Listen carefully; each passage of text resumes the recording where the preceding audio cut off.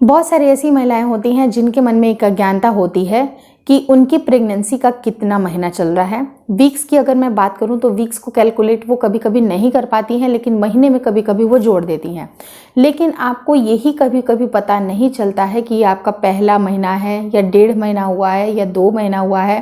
कितने हफ्ते की प्रेगनेंसी है ये समझ में नहीं आता है। तो इसको क्लियर करने के लिए आज ये मैंने वीडियो बनाया है। काफ़ी आसान शब्दों में आपको बताऊंगी कि आपकी प्रेगनेंसी कैसे कंसीव होती है और कंसीव होने के बाद से आपका वो कौन सा डे है जिसको आप कैलकुलेट करते हैं। नमस्कार दोस्तों, मेरा नाम हर्षिता वर्मा है और आपका मेरे चैनल ट्विंस माय वर्ल्ड पे स्वागत है। अगर आप कोई भी प्रेगनेंसी के कैलकुलेटर की अगर मैं बात करूं, अगर आप ईडीडी कैलकुलेट भी करते हैं तो बहुत सारे ऑनलाइन आपको ऐप्स अवेलेबल मिलेंगे,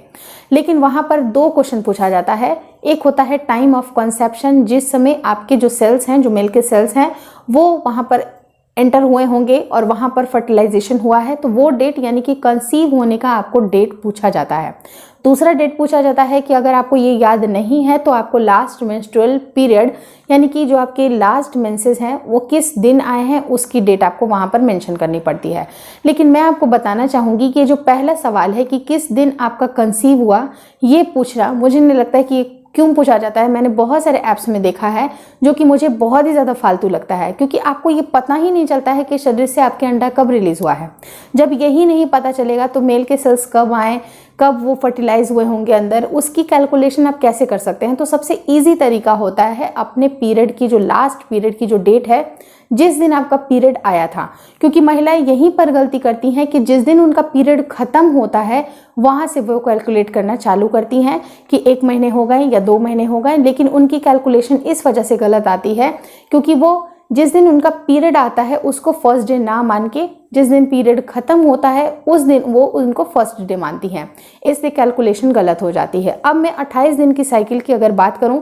तो पहले दिन मान लीजिए कि पीरियड आया था, 5 दिन आपकी ब्लीडिंग चली, लेकिन उसके अगले हफ्ते यानी कि अगर मैं 10वें दिन 11वें दिन की बात करूं तो उसके बाद में आपके शरीर से अंडा रिलीज होगा और उस टाइम पे अगर मेल के सेल्स मौजूद रहेंगे तो आपकी प्रेगनेंसी वहां पर कंसीव हो सकती है। लेकिन ये जो टाइम ऑफ कंसेप्शन जो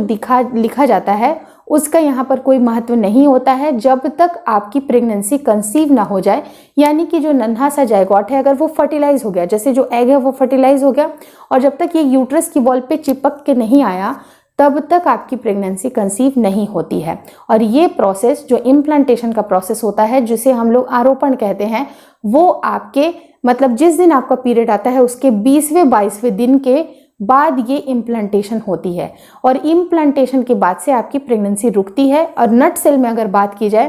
तो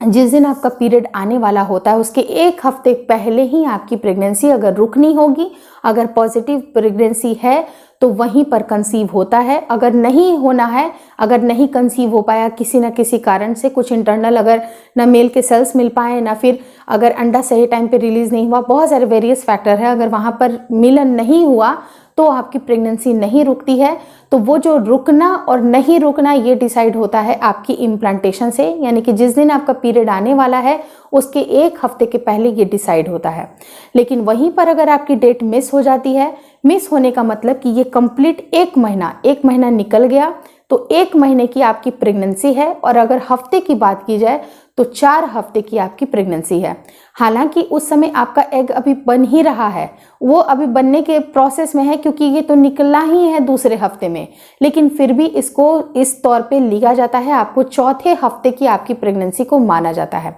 इसके ऊपर डिटेल मैंने वीडियो बनाया है कि आपकी प्रेगनेंसी का पहला हफ्ता या दूसरा हफ्ता कैसे गिना जाता है, तो एंड स्क्रीन पे 2 वीडियो की लिंक लगा दूंगी, तो विदाउट फेल आप इसको प्लीज देख लीजिएगा, तब आपको सारी बातें समझ में आएंगी कि हम लोग कैसे प्रेगनेंसी को कैलकुलेट करते हैं। अगर महीने की बात की जाए तो आपका जिस दिन पीरियड आया है और जिस दिन मिस हो गया यानी कि आपका 1 महीना कंप्लीट हो गया, 4 हफ्ते निकल गए। तो अगर ये गुड न्यूज़ है तो चैनल पे बताना मत भूलिएगा। काफ़ी ज़्यादा अच्छा लगता है, पॉजिटिव कमेंट आती हैं कि आपके वीडियोज़ देख के मेरा अगर प्रेगनेंसी कंसीव हो गया तो इससे ज़्यादा खुशी मुझे किसी बात की नहीं मिलती है। तो प्लीज़ अपनी प्रेगनेंसी मुझे ज़रूर शेयर किया करिएगा, काफ़ी अच्छी गुड न्यूज़ मिलती है, मेरा दिन भी अच्छा बन जाता है। Thank you so much for watching